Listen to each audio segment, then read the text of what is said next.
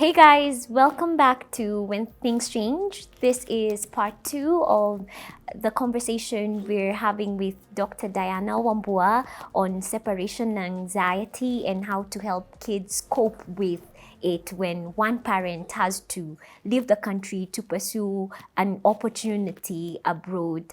Dr. Diana, you were telling us, I love calling you Dr. Diana. Before I even get to what you were telling us, it rings so nice.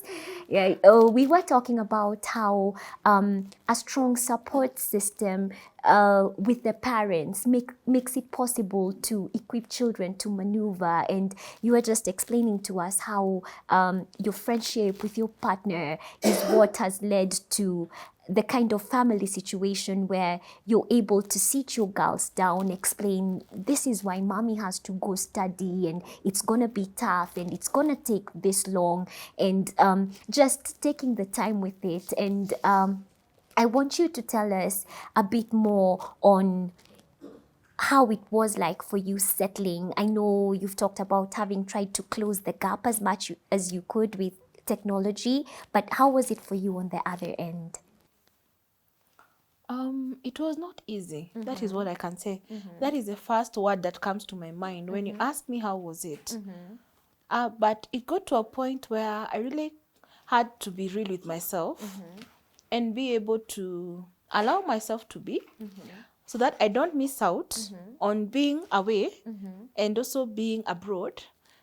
Just lamenting and wishing to be back at home. So I really needed to be in that space and allow myself to also enjoy the moment, because don't forget, I'm also evolving.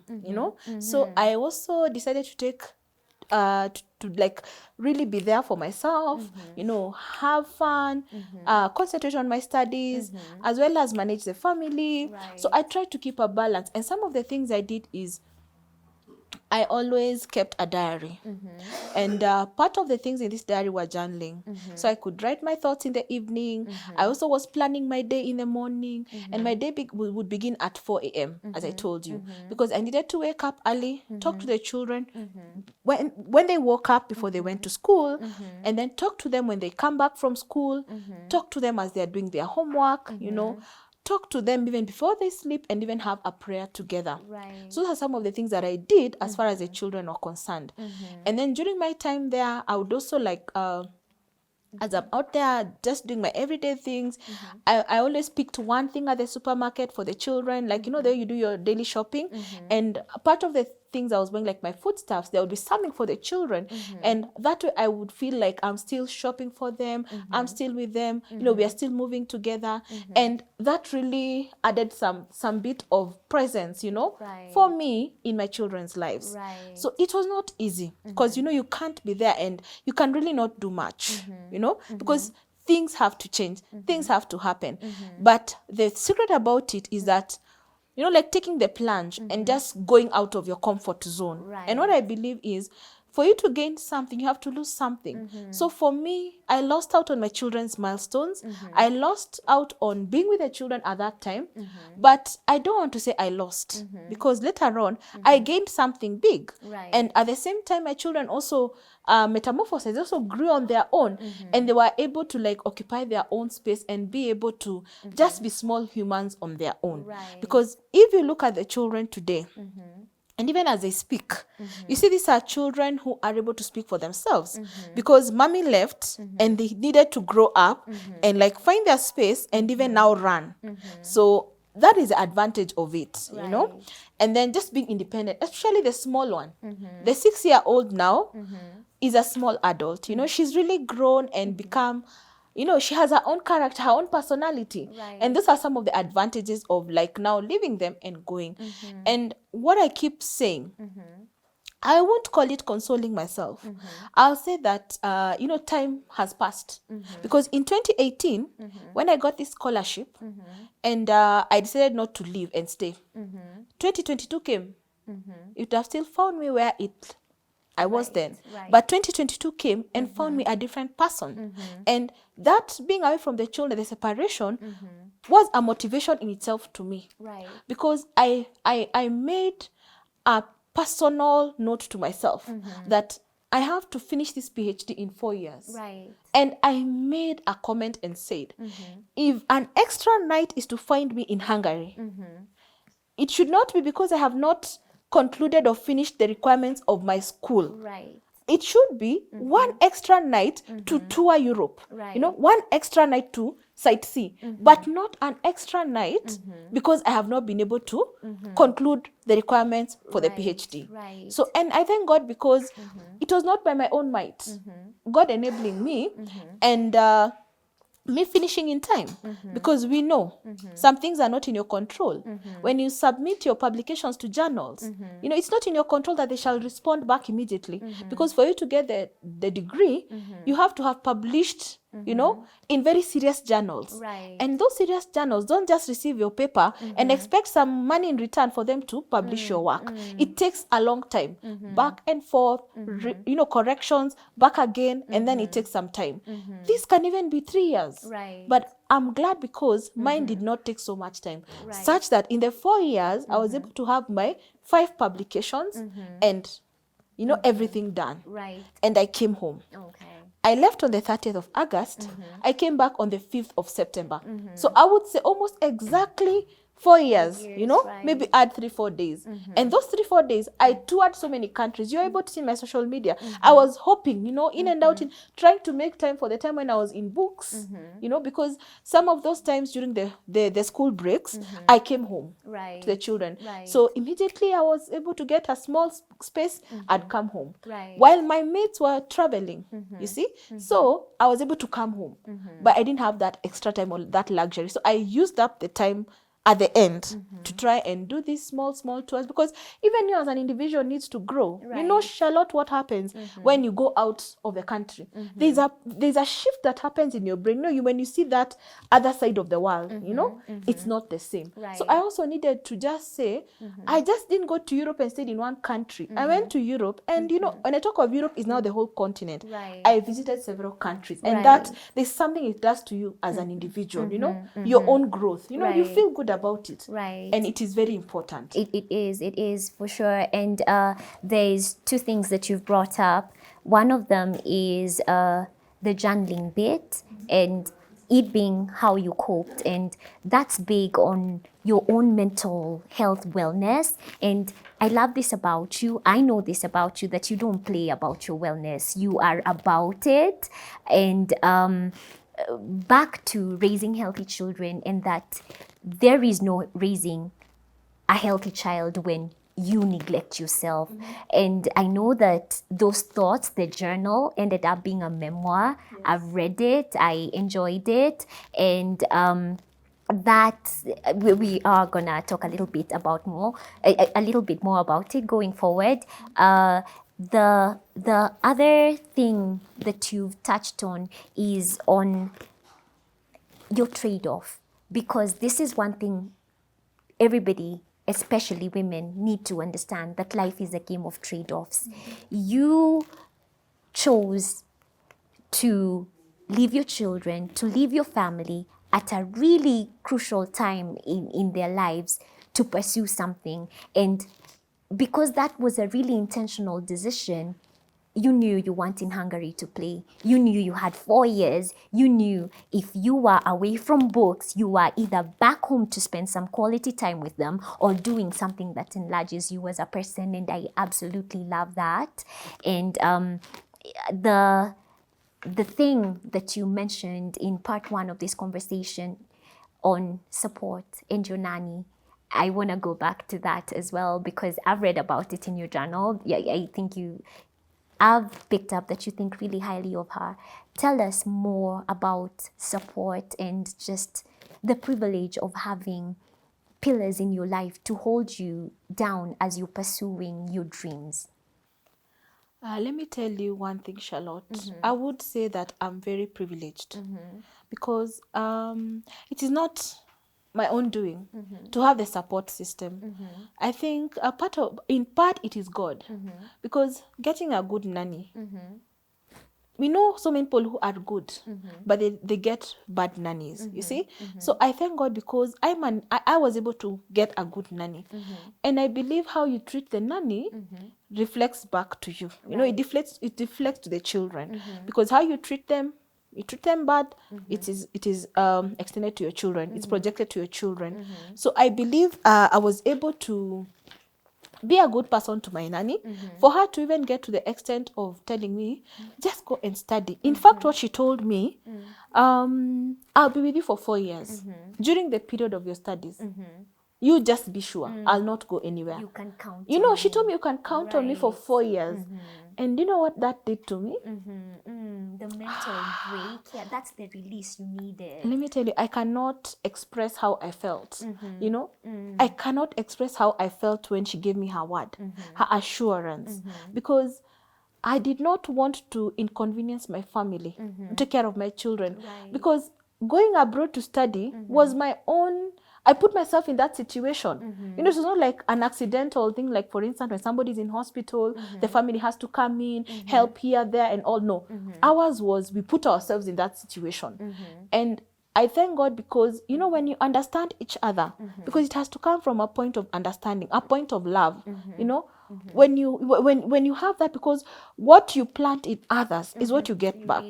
Teach people how to treat you, that's how they treat you. So I believe the support system is very important. And when I talk about the support system, I don't want to really capitalize on the husband, because not everybody has a husband, but each one of us has a special person in their life who they call their partner. Be it your sister, they call each other ride or die. You know, everybody has their own ride or die. So that ride or die of yours is very important in your life. And it is at this point where now their love is expressed, you know, and just let the children just live and go. You know, we worry too much. We worry too much, and not realizing that these children have so much resilience in them, and the worry we have is what stands between us and our goals. You know, it stands between us and our dreams. Until you take that plunge, you know, imagine everything else falls in place. It takes you to stand up and say, this is what I want.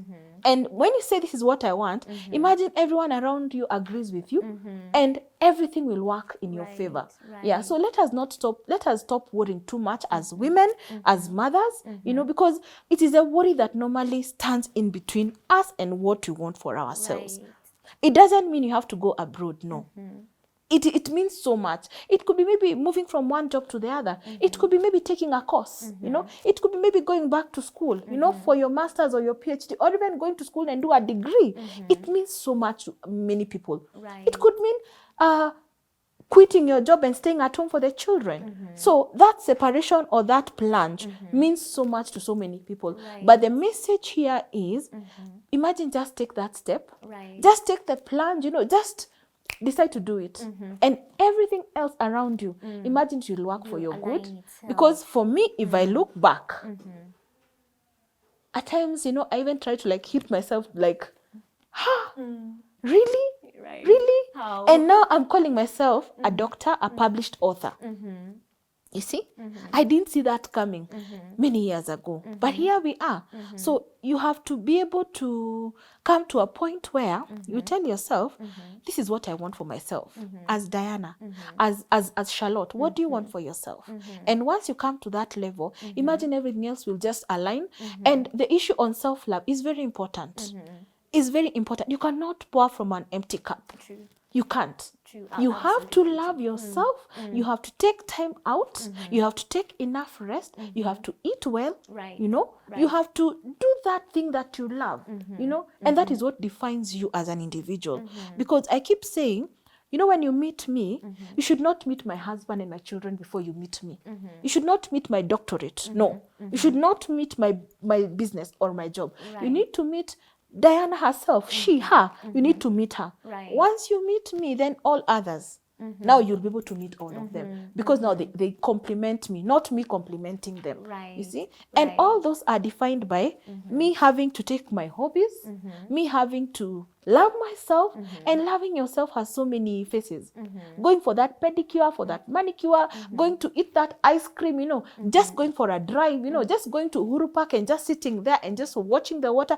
It means so much to many people, Right. you know. So people really need to take time out Right. and take a rest. Right. And the bottom line of every conversation that I've had and the project that I'm doing, the children's book that I've written, is raising healthy, wholesome children. And it's impossible. And I'm going to repeat this. I know I've mentioned it in this conversation even. When you're not well, when you're not at your best, you can't give your best to anybody else, including your children. And I absolutely love that you're so big on wellness. First and most importantly, your own wellness, because that's where it starts. And I've met 2 of your 3 daughters. You brought them along for the shoot today. And even just chit-chatting with them a little bit, and it's easy to see they're happy, they're well adjusted, they're conversational, they're confident, and knowing you, it's easy to see where it comes from. So this is an admonition to parents, mothers especially. I'm going to take a bit of a bias there, and just remind people to place themselves first, not selfishly, in the kind of way that makes them or puts them in a position to give their best to others, right? And a bit more on you're coming back, you've gone, you've done your doctorate, it has taken you 4 years, your girls have grown up. 4 years is such a long time to be away. I know from experience, like when I went abroad to study, I feel like I found a completely different Kenya that I'm still trying to familiarize myself with. So yeah, your children, they're not where they were when you left them, not just physically, but, even psychologically and everything. How do you begin to then reconstruct not that anything was broken, you were still their mom, you were still in touch, you still came to visit, but something changed for sure. How did you reconstruct it? How has that journey been like? It's not been easy, especially now that the children are teenagers. The first 2 girls are teenagers. It's not been easy. And that living, they also decided to grow on their own. And you see, when they're growing on their own, they become cultured, by the society, the community. Everybody becomes a teacher to them. And there's so much that they get to know out of like what you know. So what I would advise other parents is when you're coming back during the transition, be very intentional in terms of picking the children as individuals. Pick them, have conversation. Pick them so that you can get their mind, and then you can try now to realize where did you draw apart, so that now you can start working it back. And you can always work it back, because you just need to go for dinners, go for coffees, go for rides, and just be the 2 of you, and just do things together. That way, even that doing things together is bringing you together. And Right. there's that, like the languages of love, the 5 languages, one of it is touch, doing things together, just quality time. Right. So when you do those things together, they'll bring you back together. Right. So we are still working, we are work in progress, we are still working on those things. And I'm trusting God that we will be back to where we were, and even better, because now we're not relating mother and child. Yes, we are mother and child, but now we are like more of peers, because now the girls are big. Now we are even sharing a few things. They take my bag, they take my makeup, we go for pedicures together, manicures together. Now they are big girls, Right. So we no longer talk the childish conversation. Now we are talking at the same level. Right. And one thing that we actually talked about, 3 of us, in fact, with the other small girl. So we were like, this is 2023. And in this 2023, let us be more intentional. Let us talk things as they come, If you're not happy with someone or something, please bring it to their attention. Let them know. Right. And then let us bear with one another, because we are also work in progress. So Right. that's a conversation we had with the girls. And I hope that, we want to be better people, better healthy children, parents, healthy children, healthy families, healthy communities. Right. So that is our hope. Right. And there's one recurring theme in this entire conversation, intentionality. You are a person of such tremendous intentionality. You make your mind up about stuff, you pursue them, you pay the price, you build the bridges you need to build. You're intentional about your relationship with your nanny, so much so that she can hold it down for you when you're not around. You're intentional with your friendship with your husband. And I love that. I want to commend you for it. It's one of the reasons why I admire you so much. You know, I've told you. And even as we wind up, I just want to mention real quick that your journey is documented in your memoir. I actually have it here because I want to hold it up for the camera a little bit. You know how proud I am of you. So it's right here, you guys. If you're in a position to pick it up, it's a great book. I've read it. You're definitely going to learn something from reading what this amazing woman has to say. And Diana, thank you for making the time to be here on such short notice. Tutazidi with this conversation for sure. Asante Right, sana. thank you.